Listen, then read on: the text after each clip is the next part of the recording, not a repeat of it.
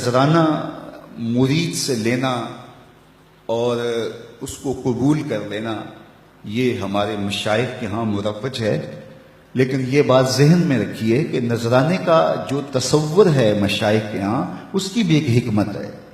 یہ ایک بہت بڑی NGO ہے۔ سارے مریدین نے آ کے اپنی حاجت اپنے پیر سے کہنی ہوتی ہے، میری بیٹی جوان ہے، شادی کا انتظام نہیں، حضرت آپ دعا کر دیجئے۔ مرید تو کہہ کے چلا گیا، پیر تڑپتا رہا کہ میں کیسے انتظام کروں اس کا۔ صرف ہاتھ اٹھا کے دعا ہی نہیں کرنا تھا، اس کی دوا بھی کرنی تھی۔ اب دوسرا مرید آیا جو امیر تھا، تو اس نے نذرانہ پیش کیا تو پیر کا دل خوش ہو گیا کہ میرے اس غریب مرید کا کام بن گیا۔ پھر اس کو بلایا اور چپکے سے اس کی عزت نفس کو ملحوظ رکھتے ہوئے اس کے ہاتھ میں دے دیا کہ بیٹا جاؤ اور اپنی بیٹی کی شادی کر لو۔ یہ ایک بہترین طریقہ کار ہے، غریبوں کو دو اور امیروں سے لو، لیکن یہ تو ان سے بھی لے لیتے ہیں جن کے گھر میں جو ہے وہ نان شبینہ بھی میسر نہیں ہے۔ کبھی آپ نے دیکھا ہے کوا بعض کا بچوں کے ہاتھ سے روٹی چھین کے لے جاتا ہے؟ تو یہ اس کوے کی طرح ہوتے ہیں کہ غریبوں سے بھی نذرانہ لے لیتے ہیں، جبکہ ان کے پھٹے ہوئے کپڑے اور ان کی حالت بتا رہی ہوتی ہے کہ یہ مزدور بیچارہ پتہ نہیں آج ان کے گھر میں چولہا بھی جلا ہے یا کہ نہیں۔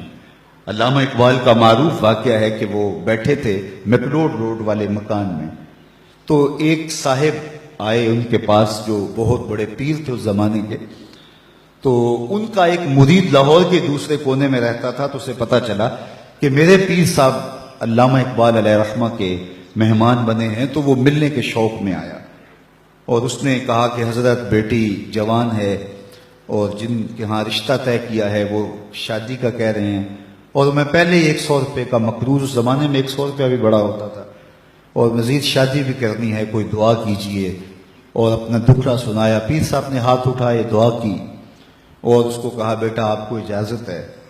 اس نے جیب میں ہاتھ ڈالا اور ایک 10 روپے کا نوٹ نکالا اور پیر صاحب کو نظر پیش کی۔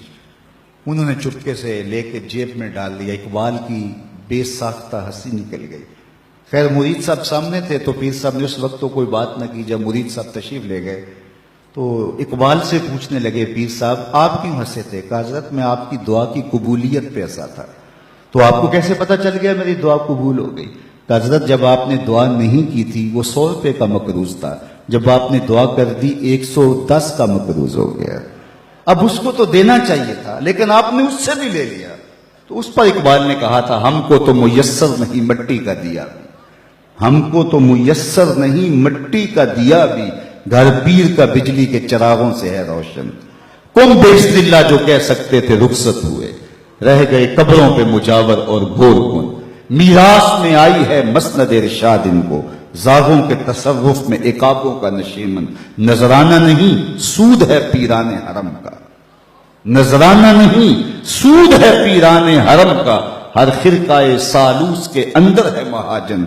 شہری ہو دیہاتی ہو مسلمان ہے سادہ، بتوں کی طرح پجتے ہیں کعبے کے برہنن۔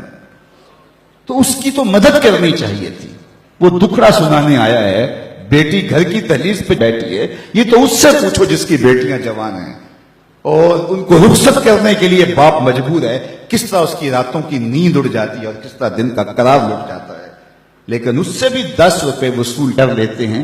تو آج میں اور آپ دیکھیں کہ ہر ایسا شخص نہیں ہوتا جس سے نذرانہ لیا جائے، کچھ ایسے ہوتے ہیں جن کو نذرانہ دیا جائے۔ پیر ایک ذریعہ بن جاتا ہے، غریب اور امیر کے درمیان ایک پل بن جاتا ہے۔